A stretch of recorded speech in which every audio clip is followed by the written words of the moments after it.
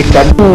yang pelindung atau yang ada mana bro yang clear yang atau hana atau ai pajuh le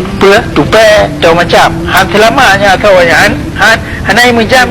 atau yang ada mana bro yang kepentingan nasional menaci hubungan dengan kepentingan pribadi-pribadi kenapa yang mungkin dia ada pedang kepentingan mati-mati kerana kepentingan nasional kerana yang bro yang jaga walau orang Aceh hana lagi fikir kepentingan nasional yang kalau dia bau atau hana bro panena menyana pajuh hidup apa panena hana pajuh hidup kan terjana tu ya jadi menyana dah mikir lagi nyo dia hang kemah dah kepentingan pribadi nyo hanya kali lum bahas dalam buku Aceh bah mata dunia padung dona yang kali baca hana mesti do nah buku yang no kan yang payah baca kelai mandum mah hanti wate belum buka ekonomi bantah kebudayaan bantah agama bantah Aceh kalau pingat itu nama kalau ulang-ulang tapi hana Islam mana jamaah artinya kepentingan umum betul hang kemah ada penting kepentingan pribadi hana ada penting kepentingan nasional hana ada penting kepentingan bantah dan kepentingan bantah kena lebih penting daripada kepentingan pribadi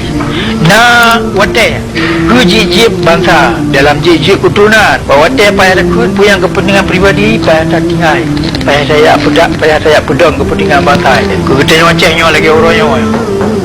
dia matanya yang kalau payah luti anak rumah lu pak yang mereka payah lu awal waceh ya pegam campur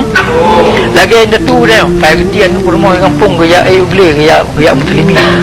contoh yang kagubri dia tu tengoknya hanya tersedak contoh yang betul maka kerana kepentingan pribadi tengok anak kemana pedang kena lihat menyana kepentingan bangsa kemana pedang dan janji yang diperintah oleh Allah tiba alaikumul qital pada kata kerana wajib perang dan anak kena lihat kepentingan jamaah hang kemana pedang menyana dia perang mesti kepentingan ekonomi bangsa Aceh hang kemana pedang menyana nyo kepentingan ekonomi bangsa Aceh nyo tabau kepentingan kepentingan bangsa ya kepentingan ekonomi bangsa Aceh hang kemana pedang Pantabon Nanggro menyakon Pantabon Nanggro ruh lampu menyuruh cara pentingan nafsi-nafsi dia kemudian ya hang kemana pedang kepentingan ekonomi bangsa Aceh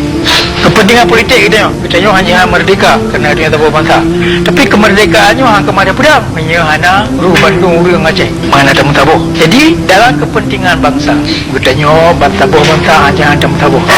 nyolong bukan contoh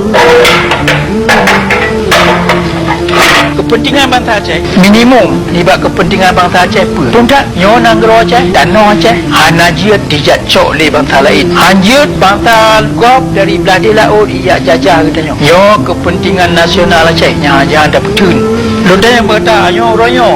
pun Nanggro Aceh naik perintah le bangsa luar